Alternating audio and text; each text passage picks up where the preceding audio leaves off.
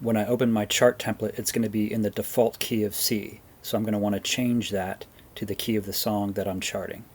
So you're going to want to make sure that the key signature tool is selected. I'm going to double click the first measure, and I can choose which key I want to work in. I can choose minor as well.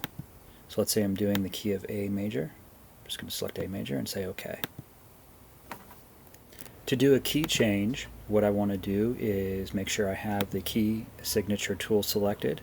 I'm going to click on this first measure, and I'm going to, let's say we want to change it to the key of C. I'm going to choose the key of C. And I have a couple different options here.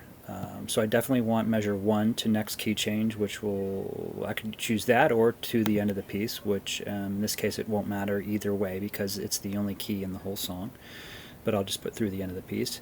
And here I can either choose transpose notes up or down. And in this case it doesn't matter because I have no notated notes in the staff to worry about here. But just realize that there are some options there that you can choose. So I want the key of C major. I say OK, and it's going to put everything in the key of C. Now a couple things will happen here we want to look at. The formatting is something you're going to want to readjust. So because now the key signature is the key of C instead of A, and I have no more sharps, from a formatting standpoint, things are shifted around a little bit. So I have this here. I'm going to want to move this over so it's not crowded. And another thing I want to look at is, let's just undo this real quick, back to the key of A.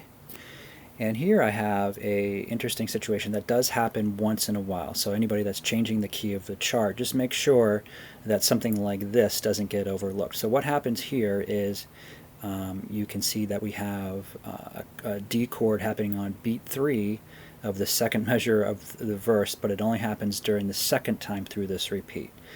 So, usually with something that only happens like the second time through, I would put something like a first and second ending. But in this situation, because it's so early on in the repeat, that I accept this way of doing it. I think this is an okay way of doing it. But this D in parentheses was not done with the chord tool. So what you need to do is just make sure you do that manually when you change your key. So let's redo this. And so redo key change back to C, and you can see the D hasn't changed, so I just want to double click on that. Now this was done using the expression tool, expressive text. I'm going to say edit, and D gets changed to F in the key of C. Say OK, and now I'm good. I'm going to show you how to fix a key signature mismatch in a chart.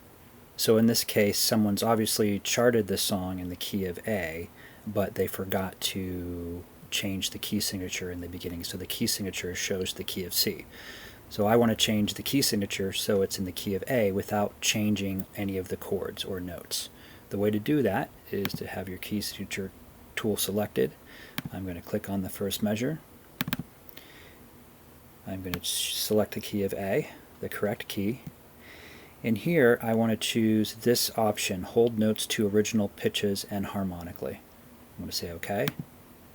And now I have it fixed. Again, with something like this, you may have formatting issues or things may slide around the expressions and whatnot. So just move them to, so that they're not crowding each other and so that it looks nice. And that's it.